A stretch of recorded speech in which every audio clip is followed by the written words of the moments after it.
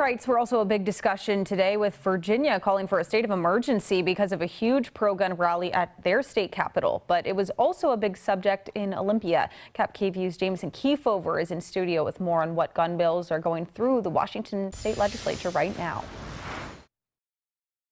Guns, gun bans, and Second Amendment rights were a big topic on Martin Luther King Day. President Trump tweeting this: "I will never allow our great Second Amendment to go unprotected, not even a little bit." Across the U.S., people gathering for rallies for and against new gun legislation as state lawmakers continued the spring 2020 session.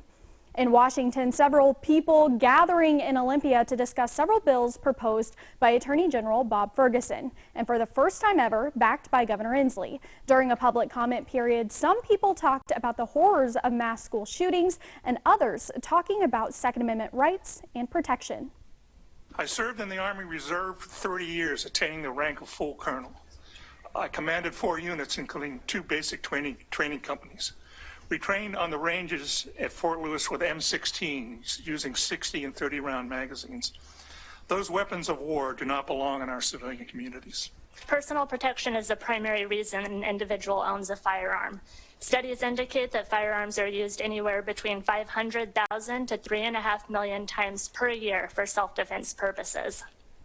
Yet it's these instances of self-defense that will be restricted by Senate Bill 6077. There is a laundry list of proposed gun laws in Washington. Ferguson is going after so-called assault weapons mainly, but voters have to keep in mind the several proposed bills have to make it through the legislative process, starting from introductions all the way to Inslee's desk. Many of these bills will fall short of that finish line. There are some that we can look out for, though.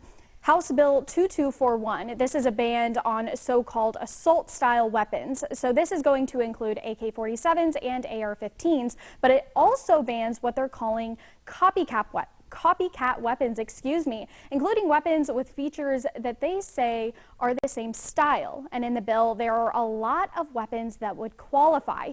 It is important to note that this bill is not retroactive. So if you already have a weapon that would be banned after this goes into effect, you don't have to give it up to the government.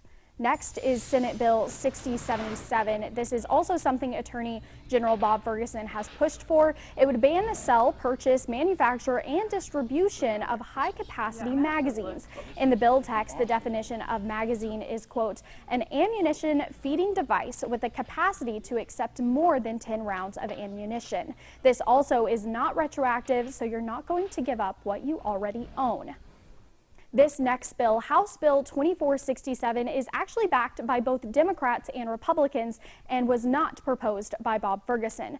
The bill would create a centralized background check system ran by the Washington State Patrol. It would cost about $10 million per year in operating costs, but it would be paid for through fees for background checks, about $19 per fee, making it a self-sufficient system. Republican lawmakers like that it wouldn't pull money from the government or the taxpayers, and Democrats say a central system for background checks is definitely needed.